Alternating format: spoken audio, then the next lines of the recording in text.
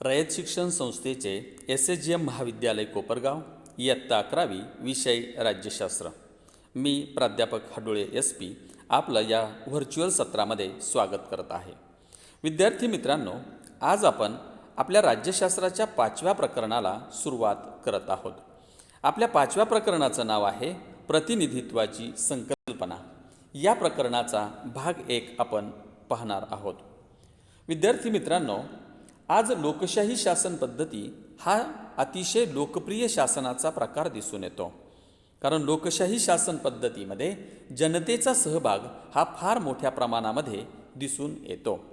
परंतु प्राचीन काळी अशा पद्धतीची लोकशाही शासन पद्धतीपेक्षा राजेशाही आणि हुकुमशाही हाच शासनाचा प्रकार अधिक होता। परंतु लोकशाही शासन पद्धतीमध्ये जनतेच्या प्रश्नांची सोडवणूक ही जलद गतीने होते। जनतेला हक्क आणि कर्तव्य मिळतात। त्यामुळे जास्तीत जास्त देशांनी आज लोकशाही हा शासनाचा प्रकार स्वीकारल्याचे दिसून येते। आज लोकशाहीमध्ये लोक राज्यकारभार करण्यासाठी आपल्यातीलच काही लोकांची निवड करतात, त्यांना प्रतिनिधी असे म्हणतात। आता प्रतिनिधी हा शब्द संसदेचे सदस्य म्हणजे लोकसभेचे सदस्य असतील, राज्यसभेचे सदस्य असतील, राज्य विधिमंडळाच्या विधानसभेचे सदस्य किंवा विधान परिषदेचे सदस्य, महानगरपालिकेतील नगरसेवक, ग्रामपंचायतीतील सदस्य यांच्यासाठी वापरला जातो।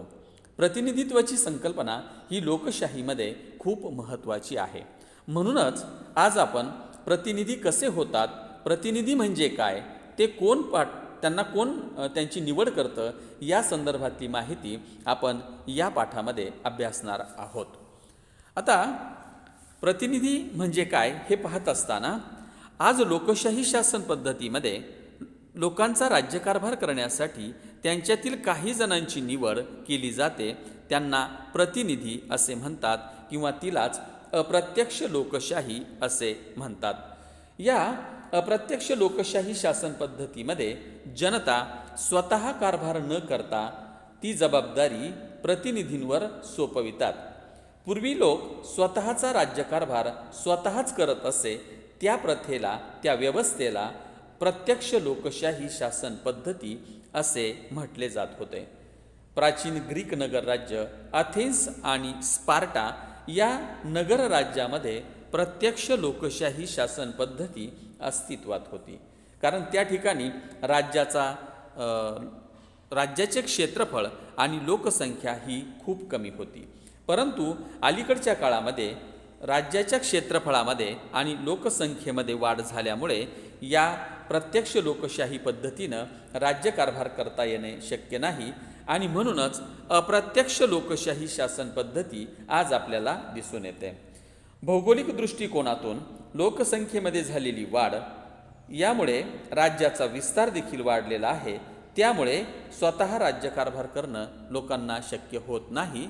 या अप्रत्यक्ष लोकशाहीला जबाबदार शासन पद्धती असे देखील म्हणतात।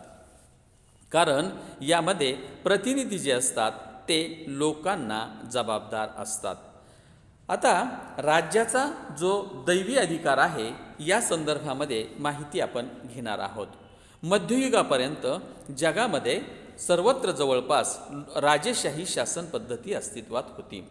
प्रातिनिधिक लोकशाहीची सुरुवात मध्ययुगातील युरोपमध्ये झालेली आहे। राज्यशास्त्रज्ञांच्या मते अशीच व्यवस्था भारतात देखील होती। राजाची लोकांवर निरंकुश अशा पद्धतीची सत्ता ही अस्तित्वात असणारा शासनाचा प्रकार म्हणजे राजेशाही होय। काही ठिकाणी राजाला देवाचा पृथ्वीवरील प्रतिनिधी असे मानले जात होते। लोकांवर राज्यकारभार राज्य करण्यासाठी देवाने त्याला पृथ्वीवर पाठवलेले आहे, अशा पद्धतीचा जो समज होता, या समजालाच राजाचा दैवी अधिकार असे म्हणतात। त्यामुळे राजाची जी सत्ता होती ती अतिशय निरंकुश अशा पद्धतीची सत्ता होती। कारण राजाला विरोध करणे म्हणजे साक्षात परमेश्वराला विरोध करणे अशा पद्धतीचं तत्व सर्वमान्य होतं। जर राजानं एखाद्या व्यक्तीला, प्रजेला जर शिक्षा केली आणि त्यामध्ये जर त्या व्यक्तीचा मृत्यू झाला तर ती त्याची आत्महत्या समजली जायची, कारण ते परमेश्वरानेच त्याचे जीवन संपवले अशा पद्धतीचा देखील समज रूढ होता. परंतु हळूहळू राज्य चालवणे राजाला खर्चिक होत गेले आणि त्यामुळे या राजांनी लोकांवर कर लावण्याचे ठरविले. लोकांची मान्यता मिळाल्यास कर जमा करणे सोपे होईल असे असते, परंतु याकरता सर्व लोकांनी एकत्र येणे किंवा वेगवेगळ्या ठिकाणी एकत्र जमून या करांना मान्यता देणे शक्य नव्हते. म्हणून अनेक राजांनी राज्याच्या विविध भागातून लोकांनी निवडून दिलेल्या व्यक्तींना राजधानीत सभेसाठी एकत्र बोलवले व या सभेमध्ये करांचे प्रस्ताव संमत करण्याचे ठरले. या सभांना प्रतिनिधी सभा असे देखील संबोधले जाते. युनायटेड किंगडममधील हाऊस ऑफ कॉमन्स ही अशीच एक प्रतिनिधी सभा आहे. आता प्रतिनिधी सभा जी आहे त्या संदर्भामध्ये निर्णय प्रक्रियेमध्ये त्यांचा सहभाग असावा अशी मागणी केली. त्यामुळे राजांनी त्याला विरोध केला. दोघांमधील संघर्ष हा काही ठिकाणी अंतर्गत वादाला कारणीभूत ठरला. 1640च्या दशकामध्ये झालेले इंग्लिश यादवी युद्ध आणि 1789मधील फ्रेंच राज्यक्रांती ही याची उत्तम उदाहरणे आहेत. यातील पहिली घटना म्हणजे युनायटेड किंगडममधील संविधानिक राजेशाहीच्या मार्गावर गेला. तर दुसऱ्या घटनेमुळे 19व्या शतकात फ्रान्स प्रजासत्ताक अस्तित्वात आले. अशा संघर्षामध्ये राजेशाहीचा पराभव झाला आणि तेथे प्रतिनिधी सभांनी संपूर्ण राज्यकारभार आपल्या हाती घेतला आणि त्याला राजकीय प्रतिनिधी असे म्हटले गेले आणि त्यांनी सामूहिकरित्या शासनाचा राज्यकारभार चालविला गेला.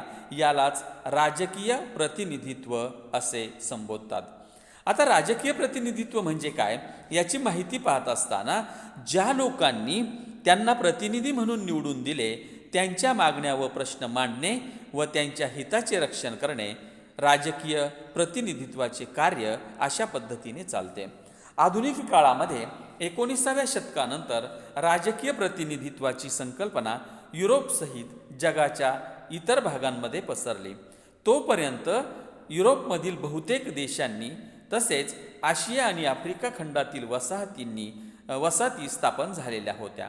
या सर्व घडामोडी प्रभावित झालेल्या आशिया व आफ्रिका खंडातील लोकांनी त्यांच्या देशातील निर्णय प्रक्रियेत त्यांचा सहभाग वाढवावा म्हणून अशी मागणी केली आणि ही मागणी करणाऱ्यांमध्ये आपला भारत देश जो आहे तो देखील होता.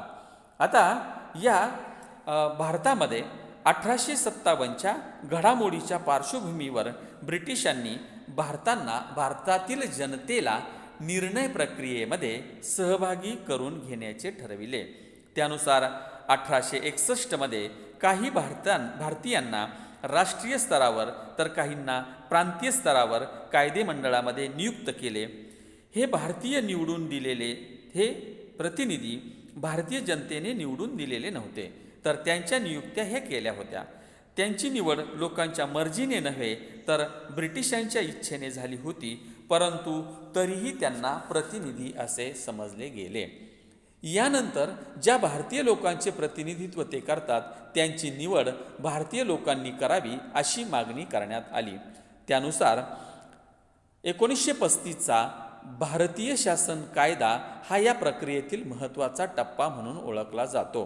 कारण या 1935च्या कायद्यानुसार प्रांतीय स्तरावर लोकनियुक्त सदस्यांच्या प्रतिनिधींची सभा स्थापन करण्यात आली. प्रांतीय सरकारांमध्ये संसदीय शासन व्यवस्था प्रस्थापित करण्यात आली. ही प्रक्रिया 1950 ते 52 मध्ये पूर्ण झाली. 1951 आणि 52 मध्ये भारतात ज्या संसदेच्या म्हणजे लोकसभा आणि राज्यसभा तसेच राज्य विधिमंडळाच्या पहिल्या सार्वत्रिक निवडणुका ह्या घेण्यात आलेल्या होत्या. त्याचबरोबर या प्रतिनिधित्वाच्या ज्या पद्धती आहे या पद्धतींची माहिती देखील आपण घेणार आहोत. आता प्रत्येक देशामध्ये देशाचा राज्यकारभार चालविणाऱ्या प्रतिनिधींची निवड ही वेगवेगळ्या पद्धतीने केली जाते. म्हणजेच जगातील सर्व लोकशाही असणाऱ्या देशामध्ये एकाच प्रकारचे प्रतिनिधी किंवा एकाच प्रतिनिधित्वाच्या पद्धतीने प्रतिनिधी निवडले जात नाही. जगातील काही देशांमध्ये ही निवड लोकांमार्फत केली जाते, तर काही देशांमध्ये ही निवड जी आहे ती नियुक्ती करून त्यांना प्रतिनिधी असे संबोधले जाते. आणि म्हणून या प्रतिनिधित्वाच्या ज्या पद्धती आहेत त्या वेगवेगळ्या पद्धतींचा आढावा आपण घेणार आहोत. यामध्ये आपण या प्रतिनिधित्वाच्या पद्धतीबरोबरच त्यांचे वर्गीकरण जे आहे ते देखील पाहणार आहोत. त्यामध्ये एक सदस्यीय मतदारसंघ, त्याचबरोबर बहुसदस्यीय मतदारसंघ, त्याचबरोबर एकाच मतदारसंघातून निवडून येण्याचे जे प्रकार आहे त्यामध्ये अनेकत्व पद्धती, बहुमत पद्धती आणि प्रमाणशीर प्रतिनिधित्वाची जी क्रमदेय एक मतदान पद्धती आहे, याही पद्धतीचा समावेश यामध्ये होताना दिसून येतो. या प्रतिनिधित्वाच्या ज्या पद्धती आहे यांचा आढावा आपण पुढील तासाला घेणार आहोत. या ठिकाणी आपण थांबूया. धन्यवाद.